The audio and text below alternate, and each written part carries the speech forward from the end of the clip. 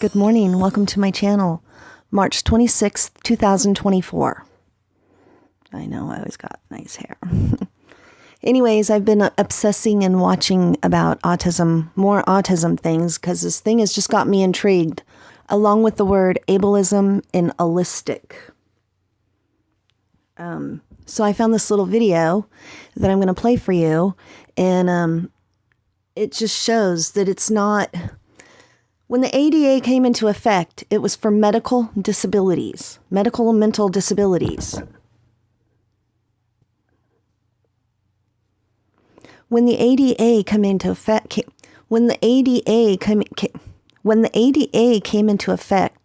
it was for people with medical disabilities, documentable, observable. It wasn't just because people were shy and anxious. So I'm going to go ahead and play this video now. It's called, What is the Social Mode of Disability? Disability Awareness and Inclusion. These are not disabled people. They changed the DSM-5, and I really do think that this is how they're going to get their communist takeover. This is how they're getting the young people. Convince them that they've got autism, and society is horrible to them. Their parents are horrible to them. And treat people like shit. Well, it's just not going to fly. Here we go. There are many ways we can view disability, what causes it, what it means exactly, and what should be done to support people with disabilities.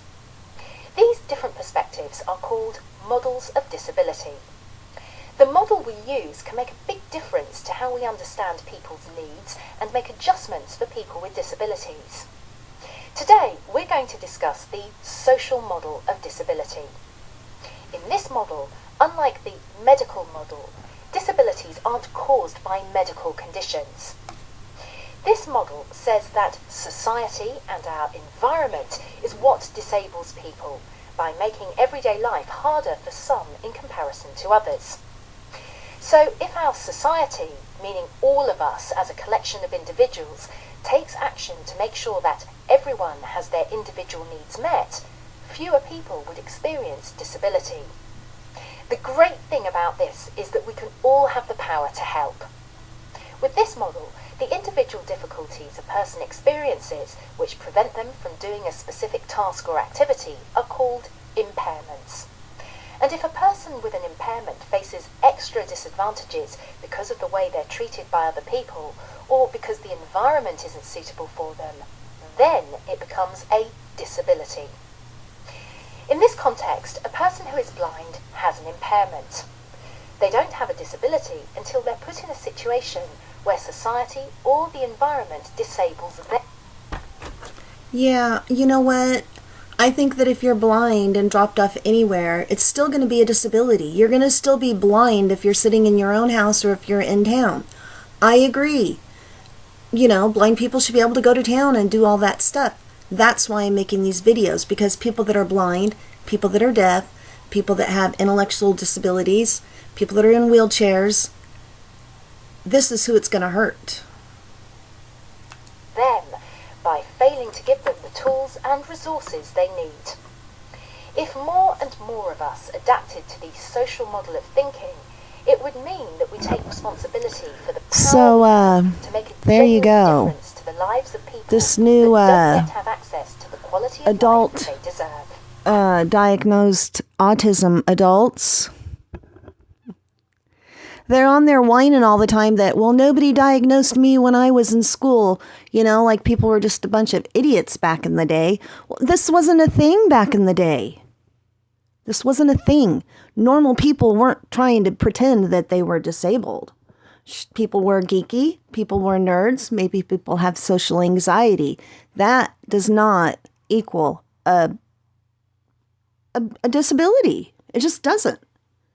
Somebody going to tell me that my shyness and anxiety is the same as a blind person? No, it's not. No, it's not at all. And, you know, these people pushing all this transgender and new adult autisms, the psychiatrist and the psychologist of the world, that's who people should be mad at. But no, they're teaching disabled people to hate their parents in all people that don't have a disability, when they don't even have a disability themselves and they're pushing it. They should not be pushing people that are truly disabled to hate ableist and allistic people. We're the ones that meet their needs, not the rest of these people. No.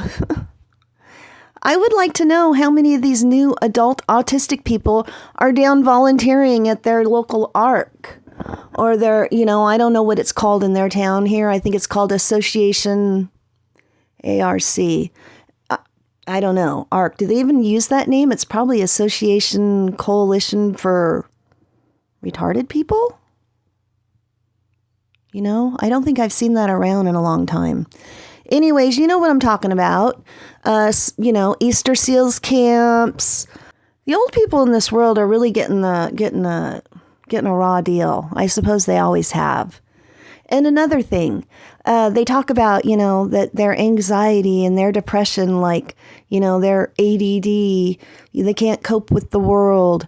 Do they think people didn't have anxiety and depression throughout the ages?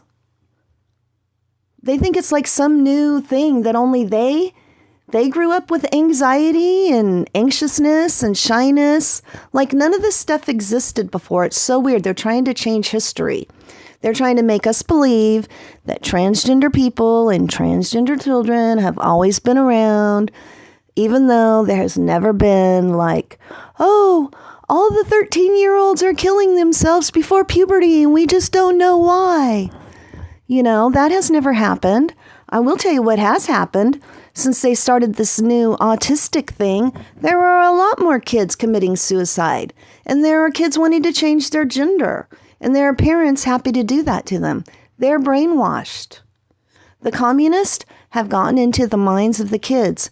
Back in the 60s, they were protesting the Vietnam War. Well, now they're protesting for people to sex change their kids. Non-disabled people can be considered disabled. They fight for abortion rights, but by God, don't abort a disabled person. There is no rhyme or reason to their cause. They're all being led. They're all a bunch of followers. So, I just wanted to get that out there. And I don't know how to organize this stuff for myself so it makes sense. So I'm making these little videos and then I can come back later and see what I had looked at and get back into it, if I forget. But I want all these little things in here because they all matter. They all matter for the future of humanity. They're taking over your brains with all these brain drugs. I just watched a girl. She has the new autistic adult lady. She's on Wellbutrin. From what I understand, they wanted the social model to not use drugs, but through Thomas Salzar and his therapeutic state, these new autistic people are jumping right on the ADD drugs. And Wellbutrin, that was originally made for people to quit smoking. And then I just heard that now they've approved Lexapro, which is an antidepressant for 7-year-olds. You're screwing up their brains. They're screwing up the brains of the next generation. And anybody that's over 50, I don't know what we're going to do when we're old because these people are all so self-absorbed and now their bodies have been mutilated. This world in another 20 years, if it even takes that long, the mental health is going to be a real problem. People are going to be pissed off.